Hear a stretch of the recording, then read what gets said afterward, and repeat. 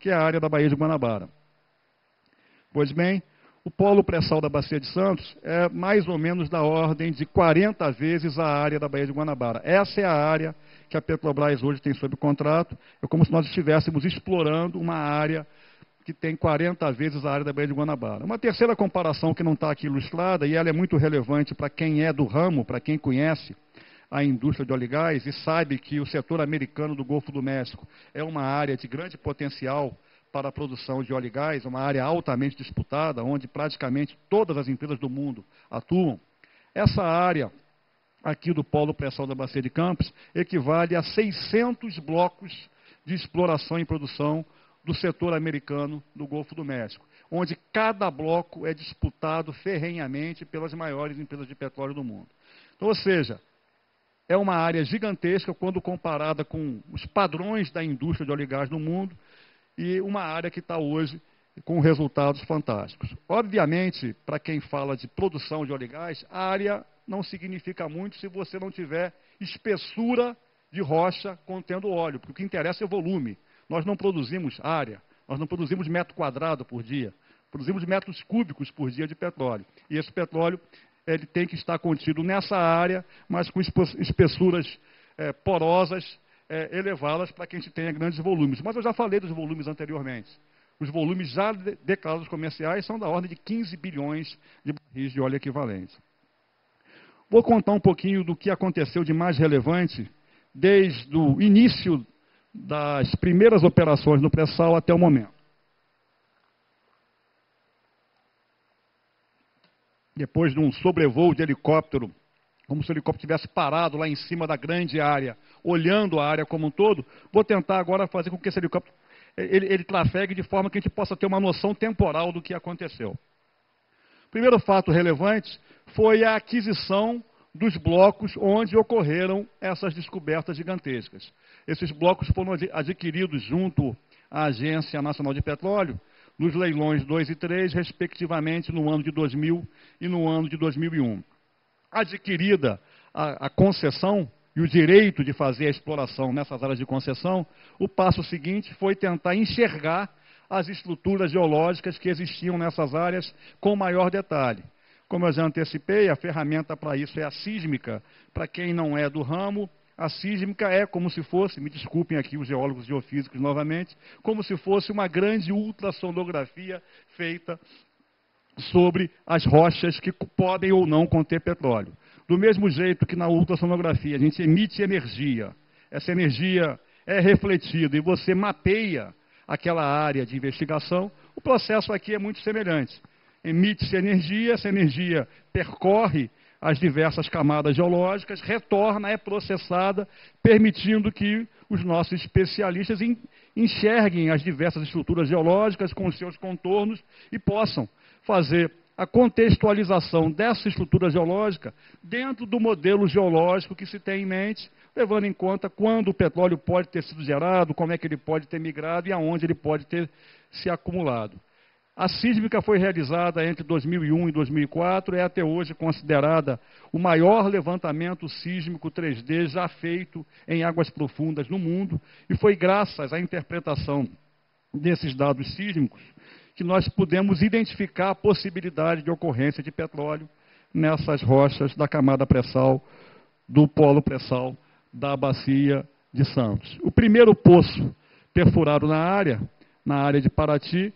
Esse poço foi iniciado a perfuração em 2005, a perfuração foi concluída em 2006, portanto, nós demoramos mais de um ano para concluir a perfuração desse poço, um poço em águas ultraprofundas, atravessando 2 quilômetros de sal, tendo que chegar a 5.000 metros de profundidade, atravessando um carbonato extremamente duro e de difícil perfuração, e os resultados foram promissores, ensejaram a perfuração de um segundo poço, na área, na época, chamada de Tupi, hoje já batizada de Lula, o poço RJS 628, que foi a primeira grande descoberta no polo pré-sal da Bacia de Santos, ano de 2006.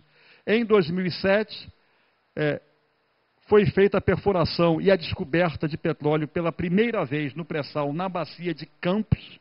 Então, 2006, descoberta na Bacia de Santos, 2007 na Bacia de Campos. No litoral capixaba, Poço Espírito Santo Submarino 172, na área de Cacharel.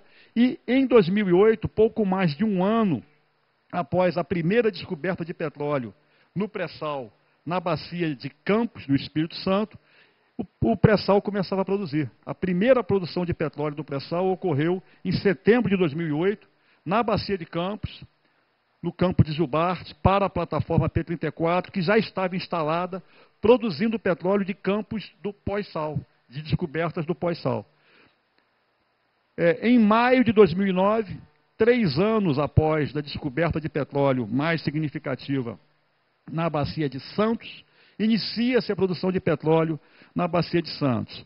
Para quem não é do ramo, imagino que algumas pessoas aqui possam não ser, pode ficar a ideia 3 anos para colocar em produção um campo offshore. O tempo médio de início de produção de uma descoberta offshore no Golfo do México é de 6 a 7 anos. São investimentos pesados, equipamentos de grande porte e normalmente se leva de 6 a 7 anos para colocar em produção um campo, principalmente dessa envergadura, em outros países e operados por outras companhias. E a produção foi num teste de longa duração no campo de Lula, em maio de 2009. Aqui está a embarcação que foi utilizada para essa operação, o FPSO BW Cidade de São Vicente, que ainda se encontra em operação, não mais nesse poço, mas em um outro poço também na Bacia de Santos. Na sequência, em setembro de 10, foi feito o acordo entre a Petrobras e o governo no contrato da cessão onerosa, áreas adjacentes às descobertas já feitas, que tinham baixo risco exploratório, várias delas, inclusive, na mesma estrutura geológica, e a Petrobras comprou o direito de explorar e produzir nessas áreas até 5 bilhões de barris de óleo equivalente. Em outubro de 10, entra em operação a primeira plataforma de grande porte na Bacia de Santos, 4 anos apenas após a descoberta. É o piloto de Lula, uma foto desse sistema vem logo a seguir. E em dezembro de 2010, 4 anos apenas após a descoberta, a Petrobras declara para a Agência Nacional de Petróleo, a Petrobras e seus parceiros no bloco, que o campo de Lula é comercial e se compromete a fazer os investimentos para a produção de toda a descoberta do campo de Lula. Aqui está a foto do FPSO Cidade de Angra dos Reis, que iniciou sua produção em outubro de 10 no campo de Lula e produz até hoje. É um FPSO com capacidade de 100 mil barris por dia. Essa é a capacidade de produção de óleo. Está produzindo 100 mil barris por dia com apenas 4 poços interligados. Em média, 25 mil barris por dia por poço, que é a produção de fazer inveja a qualquer grande campo de produção aqui no Brasil ou no mundo. De dezembro de 2010 a julho de 2011, nós fizemos um teste de longa duração no campo de Sapinhoá, vizinho ao campo de Lula. É um outro bloco de concessão, é um outro consórcio, mas a Petrobras é também a operadora. E pouco depois, em dezembro de 11, a Petrobras e seus parceiros nesse bloco declaram comercial o campo de Sapinhoá. Eu falei lá atrás de que as descobertas de Lula, Iracema, Sapinhoá e mais a seção onerosa equivaliam a 15 bilhões de barris de óleo equivalente. O que é isso para a Petrobras? O que é isso para a indústria de petróleo? Esse gráfico aqui mostra a evolução da produção de petróleo da Petrobras desde a sua criação até o ano de 2011, marcando aqui as fases que a nossa empresa viveu, de 53 até a descoberta da Bacia de Campos, notadamente produção terrestre. Com a descoberta da Bacia de Campos, principalmente, as primeiras descobertas no mar não foram na Bacia de Campos, mas principalmente alavancado pela Bacia de Campos, descoberta em 74. Houve o crescimento da produção por conta da produção em águas rasas, e depois, meados da década de 80, as primeiras grandes descobertas em água profunda, o perfil da produção da companhia cresce bastante, e a produção acumulada de petróleo da Petrobras, desde a sua criação até dezembro de 2011, é de 15,5 bilhões de barris de óleo equivalente.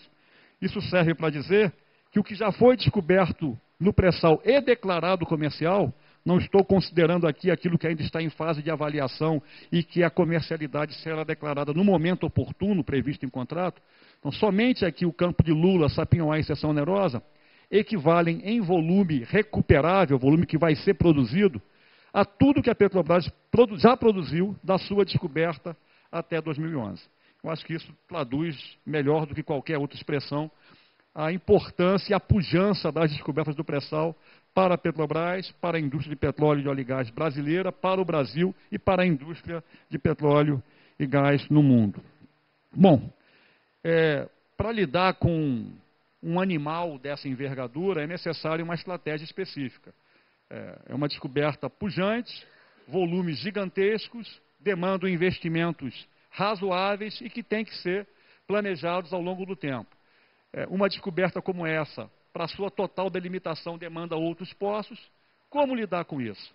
E aí a Petrobras definiu uma estratégia para lidar com essas descobertas que se baseia muito na bem-sucedida estratégia implantada desde a descoberta da Bacia de Campos e que, na época, foi gestada em diversas cabeças que estão aqui nessa sala hoje. A produção de petróleo da Petrobras cresceu muito, de 80 até 2011, desde a descoberta da Bacia de Campos, cresceu a uma taxa média de 10% ao ano, que não tem paralelo na indústria, nenhuma companhia de petróleo teve um crescimento constante e principalmente dessa ordem de grandeza. Cresceu muito porque cresceu bastante a produção marítima, que está aqui representada pelas cores azul clara e azul escura, sendo que a cor azul escura representa a produção em águas profundas e em águas ultraprofundas. Ou seja, nós já tivemos a oportunidade de lidar no passado com descobertas pujantes em águas profundas e ultraprofundas. Não nessa escala, mas já fizemos isso. E mais, sem nenhuma falsa modéstia, nós sabemos fazer isso. Sabemos até porque fizemos ao longo do tempo mais do que qualquer outra companhia. E curva de aprendizado é um conceito válido para tudo na vida. Ninguém projetou, instalou, operou, deu manutenção em mais sistemas de produção em água profunda no mundo do que a Petrobras. É natural que, ao fazer diversas vezes, mesmo que eu não queira levar em conta a competência acumulada da Petrobras e de seus fornecedores, só o fato de fazer de forma repetida te faz aprender. E nós aprendemos, nós sabemos fazer isso. E é essa convicção que é a base que suporta a estratégia para o pré-sal. Quem já instalou 123 unidades offshore, sendo 45 flutuantes, quem instalou nos últimos 5 anos 25 novas unidades marítimas, numa média de 5 por ano, é capaz, por ter experiência, de lidar com um animal como esse, encarando esse animal sem medo, entendendo que, como todo e qualquer grande programa de investimento, cuidado é necessário, mas a nossa avaliação de risco em relação a esse programa parte do princípio de que nós já fizemos ao longo da nossa história coisas parecidas. Então, uma avaliação de risco que nos dá um otimismo, uma convicção de que o que nós faremos será semelhante àquilo que nós já fizemos. Não fizemos sozinhos, não faremos sozinhos. Faremos de novo com a cooperação competente dos fornecedores de bens e serviços e da academia, a comunidade de ciência e tecnologia nacionais. A estratégia, portanto, repete, só que numa escala expandida, o que nós fizemos na Bacia de Campos. Como na Bacia de Campos, a primeira fase desse plano de voo é para adquirir informações mais detalhadas sobre essas descobertas, de forma a poder projetar de modo mais preciso os sistemas de produção. Isso começou em 2008, por aqueles testes de longa duração, pela perfuração de mais poços de avaliação e pela entrada em produção do piloto de Tupi. E isso perdura e vai perdurar até 2018, até porque várias descobertas recentes vão demandar esse mesmo tipo de abordagem. Como eu ressaltei, a estratégia já saiu do papel, ela virou realidade. Em relação aos testes de longa duração, já fizemos 2 testes, tem vários programados, como eu vou mostrar a seguir. E o piloto de Lula, que era parte da estratégia, estava no papel, virou realidade em 2008, 4 anos após a descoberta. Ao tempo que nós estamos produzindo petróleo, estamos entendendo o comportamento de produção desses reservatórios, que não são reservatórios muito comuns na indústria de óleo e gás no mundo, não existem correlações fáceis para o comportamento de produção desses reservatórios, eles são bastante diferentes, sob o ponto de vista de fluxo de fluidos do meio poroso, daquilo que a gente estava acostumado na Bacia de Campos, tiveram outra gênese, tem outro comportamento, E está sendo muito importante essa aquisição de informações para que na fase seguinte, que é a fase de intensificação da produção, nós possamos projetar os sistemas de produção para cada descoberta.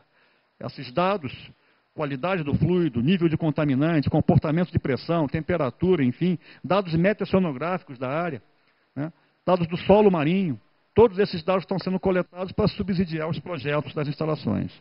A fase 1, que já está em andamento, né,